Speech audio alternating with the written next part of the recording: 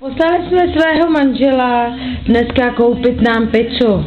Tak se pojďte podívat, co nám přivez. Přišel mě zrak, protože to je mega pizza.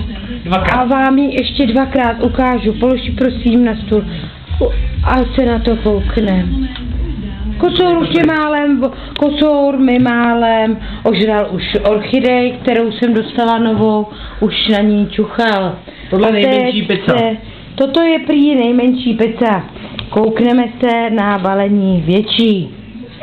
Tak, máme to prosím ty velkou tu pizzu, máme dvakrát. Můžeš mi to otevřít? Tak tuto pizzu nevím, kdo se žere, protože to je mega pizza jako v Chorvatsku jumbo, kterou jíme celá rodina. Nevím, kdo to bude jíst. Opravdu hezké narozeniny. Jak se vypíná?